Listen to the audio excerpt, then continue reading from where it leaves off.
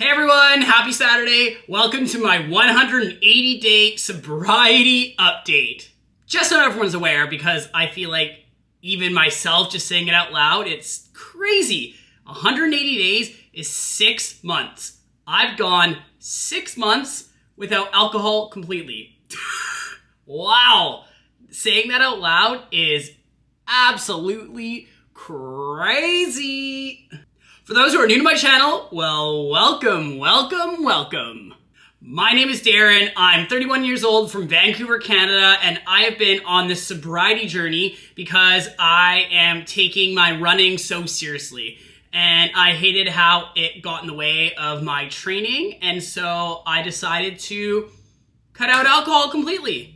On top of that, I just hated how it made me feel, how I behaved, and I also have cystic fibrosis, and I just wanted to take all those things into consideration, and I am now living a sober-de-dober life. Now, how do I feel? I feel like I am thriving. I feel so happy. I feel very positive, very mentally amazing. There's just lots of, it's all positive, nothing bad. No moments of weakness, wanting to have a drink. Everything is actually going really well. The one thing I will say is, I'd say halfway through these last 30 days, I have been feeling a little nervous, and I still don't really know where the nerves came from. I know that I don't want to drink. I know that if I'm in very social settings like a club or a rave or at a pub or a bar and there's other people drinking, I'm not wanting the urge to drink. The only thing that I could think of is just, I think I'm nervous that I am deciding to live this life, I'd say, for good.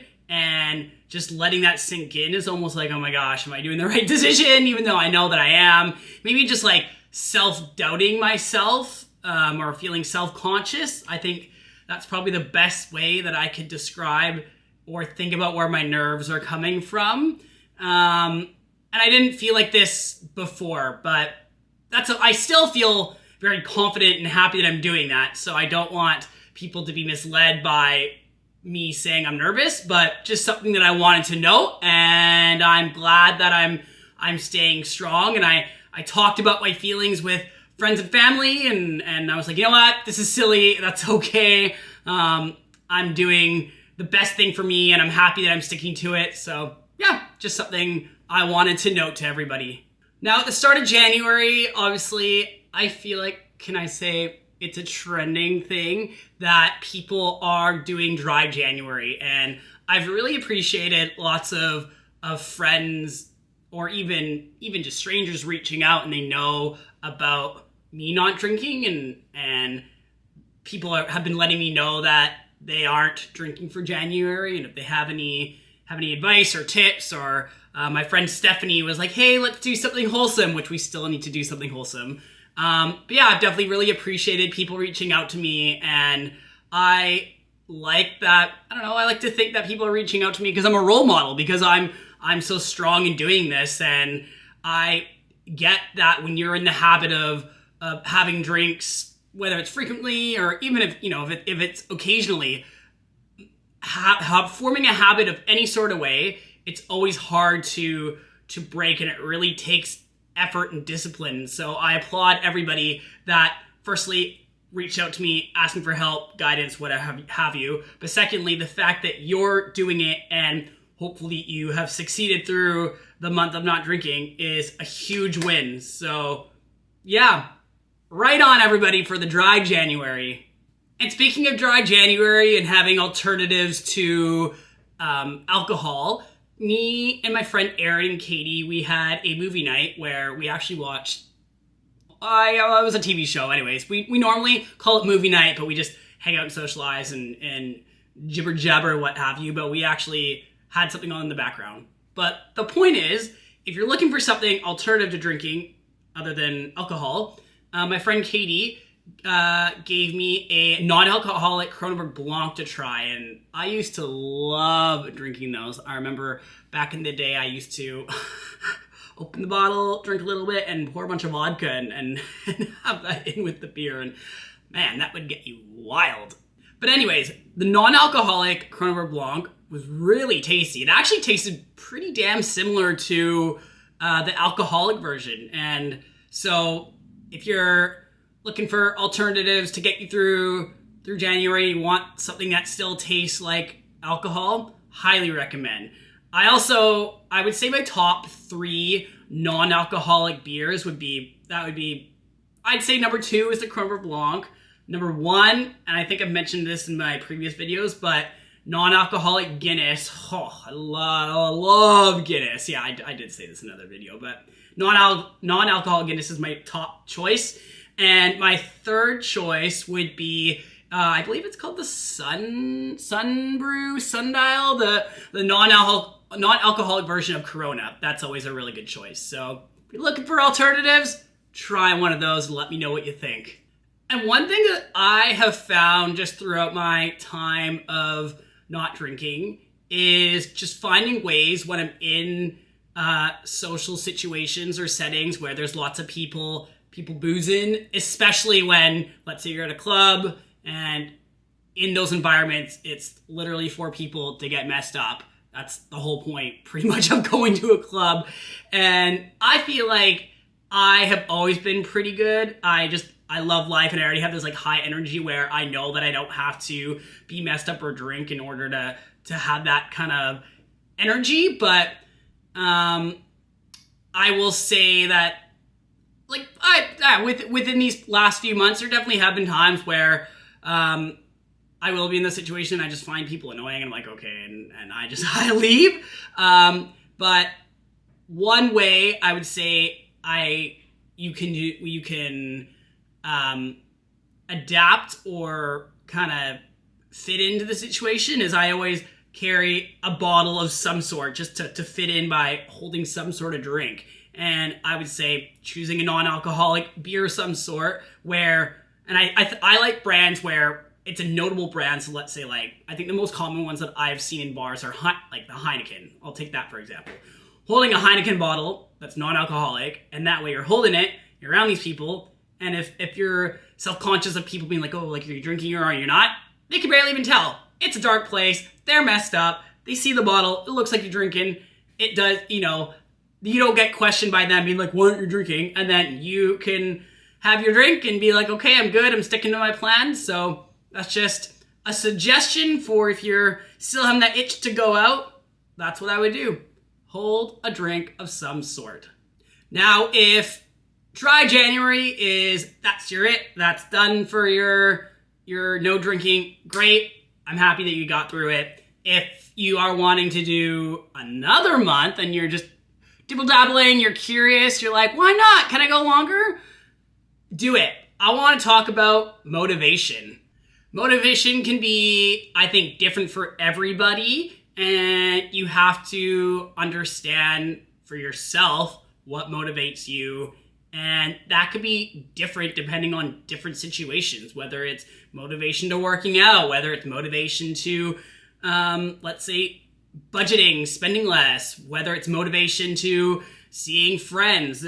It's different for each kind of scenario, but this is what has motivated me for not drinking for this long. My motivation in the beginning, I will say, and I've mentioned this from the start and even at the beginning of this video, is just the way it makes me feel. The hangover, just thinking about the hangovers, I don't miss that. I feel like thinking of a hangover right now just makes me sick. But that's one motivation is thinking that I don't have to deal with that anymore.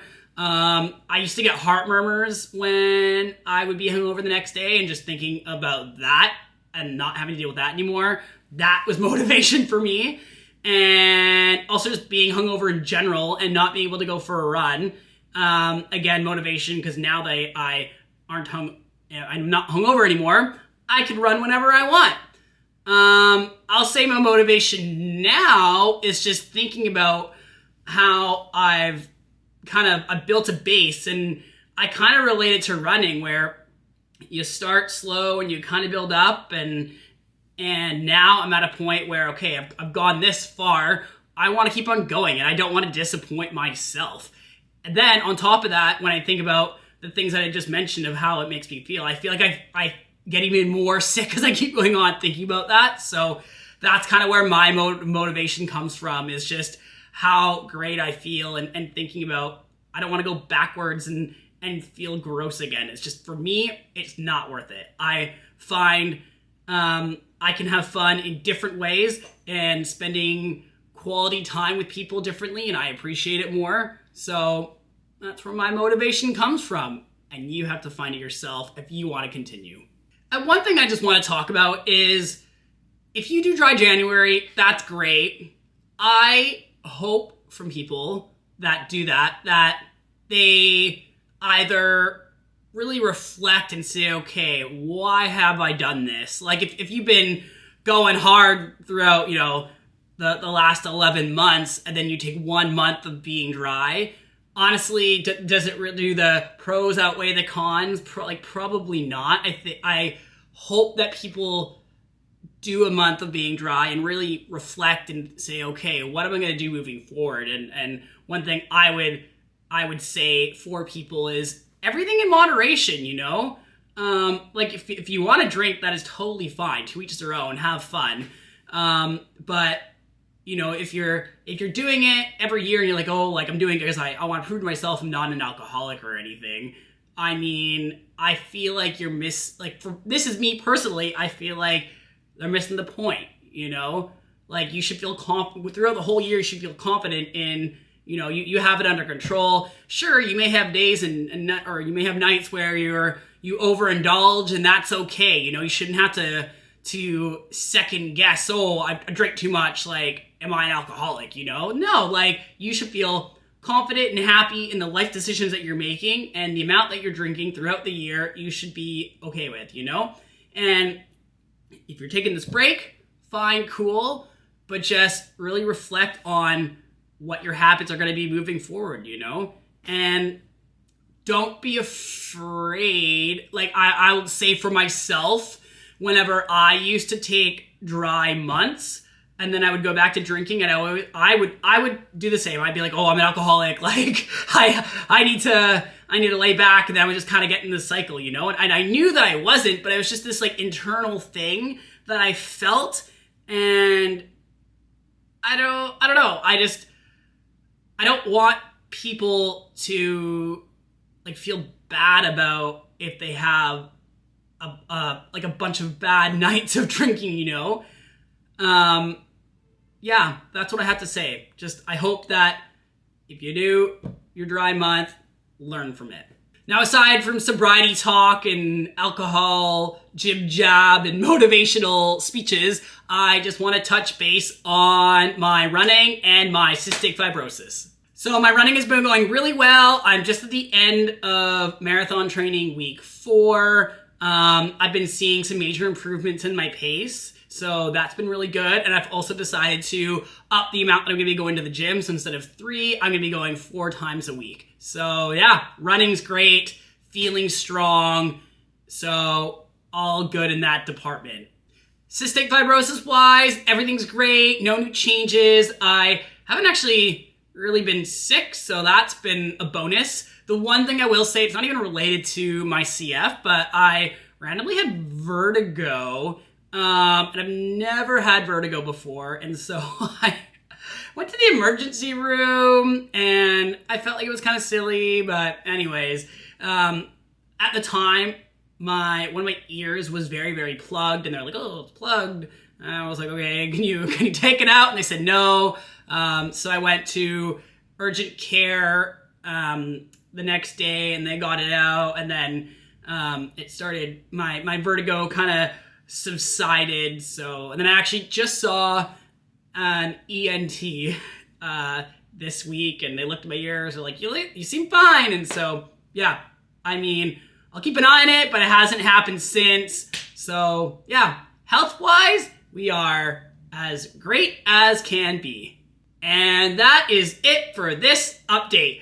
Thank you so much for watching. Don't forget to like, don't forget to subscribe. Comment below what your favorite non-alcoholic drink is if you have one. And I will see you for my next update. Bye, everyone.